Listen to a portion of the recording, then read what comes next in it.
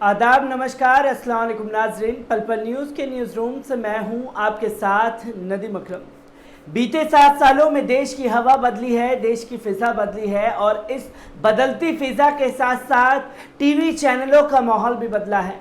जी हाँ, पहले TV channels पर जब डिबेट्स होती थी तो वो डिबेट्स लगता था कि एक्चुअल में मुद्दों पर हो रही है, पर अब बिना वजह का एक ही मुद्दा बीते 5-7 सालों से चला आ रहा है, हिंदू मुसलमान। बेंगलोर में घटना घटी, बेंगलोर की घटना को लेकर के महफिल सजी और तमाम मीडिया चैनल्स लग गए बेंगलोर के मुसलमानों को टारगेट करने पर इसी के साथ साथ पहले टीवी चैनल्स की जो डिबेट होती थी उसमें पहले गाली गलौज की तरफ बढ़ा, फिर मामला धीरे धीरे हाथापाई की तरफ बढ़ा, फिर मामला दंगे की तरफ बढ़ा और अब टीवी चैनल्स की ये जहरीली डिबेट्स किसी के मौत का कारण बन चुकी है। जी हाँ, राजीव त्यागी जी की अचानक मौत के कारण एक बहस गर्म हो गई है, जिसमें वो लास्ट टाइम आज तक के टीवी चैनल रोहित सरदाना के दंगल शो में बैठे हुए थे और संबित पात्रा के साथ किस तरीके की बहस हुई और उस बहस में संबित पात्रा के किन तरीके से शब्दों का इस्तेमाल किया वो भी सवालों के घेरे में आ चुका है। पहले भारतीय जनता पार्टी द्वारा ये बताने की कोशिश की गई, आज तक चैनल्स द्वारा ये बताने की कोशिश की गई इसमें ये अचानक मौत थी, इसमें ना आज तक का लेना देना है ना संबित पात्रा का।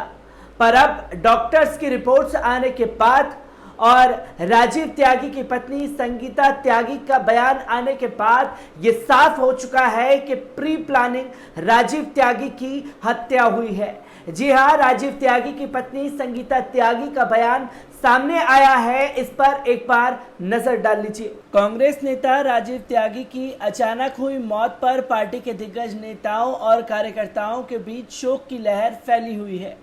अब तक भी पार्टी के कई नेता ये यकीन नहीं कर पा रहे हैं कि राजीव त्यागी अब उनके बीच नहीं रहे। दिन व दिन जहरीली होती टीवी डिबेट पर अब सवाल उठने लगे हैं। राजीव त्यागी की मौत भी डिबेट की वजह से हुई, इस पर भी सवाल उठने लगे हैं। आज तक चैनल पर एंकर रोहित सरदाना और भाजपा प्रवक्ता संबित पात्रा के जहरीले बोल अब जानलेवा भी बन गए हैं। ऐसे सवाल सोशल मीडिया पर राजीव त्यागी की मौत के बाद उठ रहे हैं, लेकिन अब राजीव त्यागी की पत्नी संगीता त्यागी ने भी जहरीली टीवी डिबेट को उनकी मौत का जिम्मेदार बता दिया है।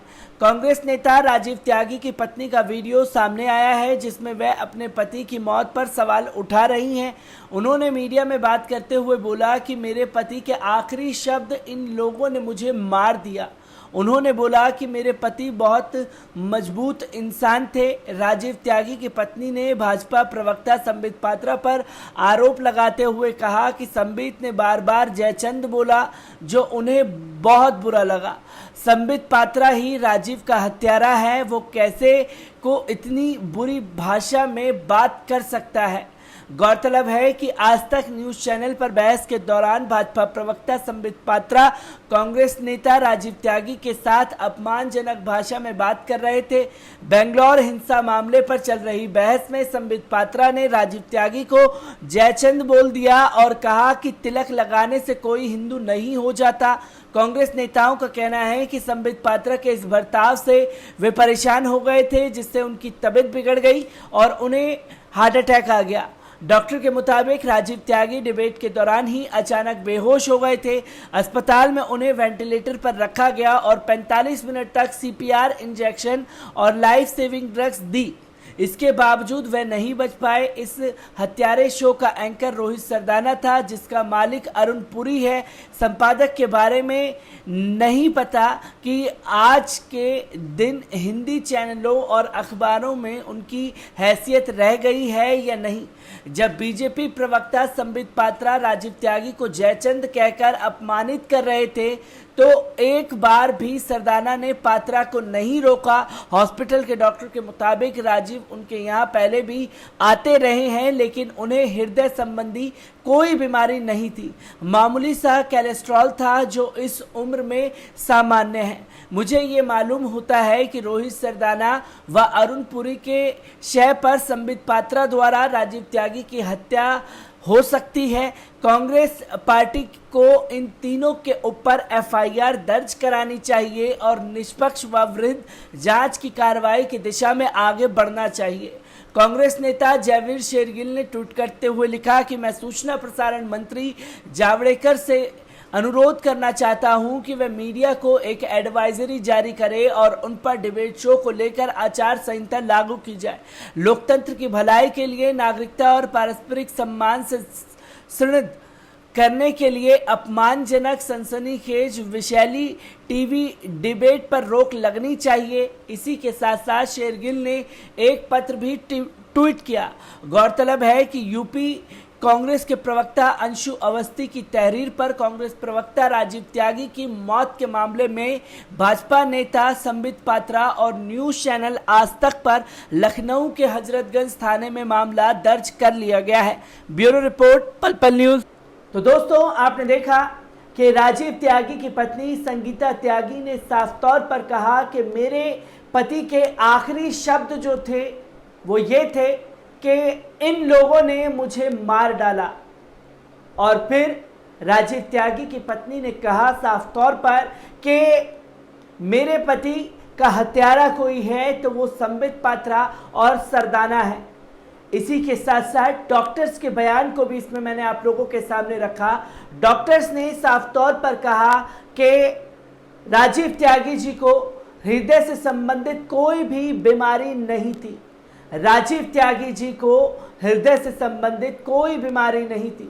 ऐसा मैं बार बार रिपीट इसलिए कर रहा हूं क्योंकि कार्डियक अरेस्ट के कारण राजीव त्यागी जी की मौत हुई है और जिन्हें हृदय संबंधित बीमारी नहीं थी, अचानक से ये कैसे हुआ? वो इसलिए हुआ कि संबित पात्रा के जो बोल थे उस बोल को वो बर्दाश्त नहीं कर सके। कुछ बोलने की हिम्मत में आते उससे पहले ही उन्होंने अपनी जान को त्याग दिया। तो ये जहरीली डिबेट जो है संबित पात्रा की वजह से राजीव त्यागी कांग्रेस के प्रवक्ता अब हम लोगों के बीच नहीं है। और इसी के साथ साथ आपको बता दूं कि प्रोफेसर गौरव वल्लभ का भी बयान राजीव त्यागी को लेकर के आया है। एक बार उस पर नजर डाल लीजिए। नमस्कार साथियों, कल जब श्री राजीव त्यागी जी के निधन का समाचार सुना उसके बाद से स्तब्ध हूँ, निशब्द हूँ। श्री राजीव त्यागी जी के रूप में मैंने अपना एक बड़ा भाई, एक बहुत बड़ा शुभचिंतक व एक अजीज दोस्त को खोया है। कांग्रेस पार्टी के साथ साथ ये मेरे लिए एक बहुत बड़ी व्यक्तिगत क्षति है। ईश्वर से प्रार्थना है कि वह दिवंगत आत्मा को अपने श्री चरणों में स्थान दें। साथियों, राजीव त्यागी जी प्रखर वक्ता होने के साथ साथ एक सच्चे देशभक्त भी थे और कल अंतिम डिबेट में उनके ऊपर क्या दबाव रहा होगा ये कांग्रेस पार्टी के प्रवक्ता होने के नाते मैं महसूस कर सकता हूं।